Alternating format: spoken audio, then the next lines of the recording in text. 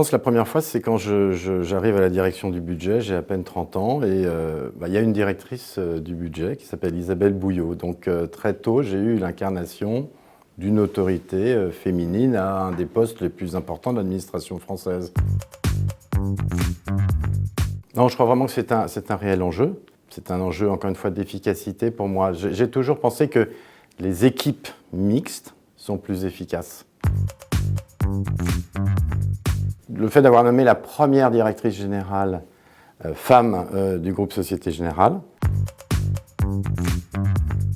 je pense qu'on a vraiment bien progressé dans le nombre de femmes au sein du comité de direction. Il a doublé en 10 ans. Mais surtout, je pense que c'est le plus important au-delà du nombre, ce sont les fonctions qu'elles occupent. Elles occupent des fonctions clés du groupe. Je commence à y être confronté, c'est des équipes où il n'y a plus que des femmes et où je me dis, ben voilà, il va falloir faire attention à la diversité en faveur des hommes. Ça arrive de temps en temps dans certaines équipes, pas partout bien entendu. Oui, c'est une anomalie en tout cas, mais je pense que ça va changer, je suis très confiant. D'une manière générale, je ne suis pas très pour les quotas. En tout cas, c'est compliqué à gérer.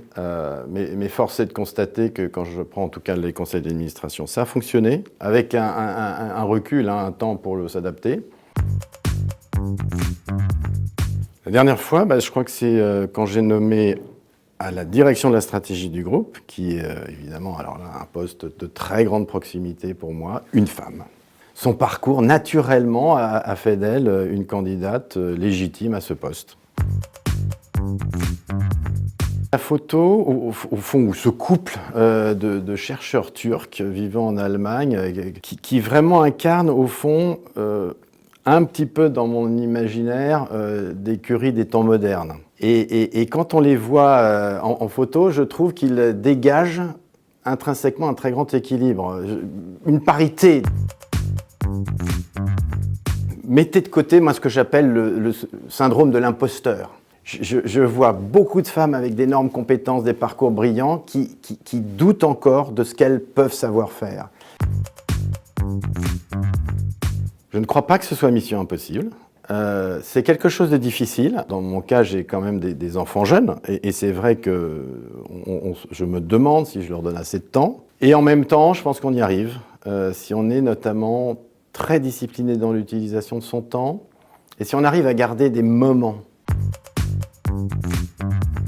Alors évidemment, ma femme, qui d'autre au quotidien, mais aussi par son parcours. Elle a un parcours, c'est vrai, un petit peu hors norme, ancienne championne de tennis, qui s'est arrêtée tôt, et au fond, justement, y compris à cause d'un doute, pouvait-elle réussir? Elle m'a souvent décrit son sentiment d'être un Salieri face au Mozart du tennis de l'époque, qui était Martina Hingis.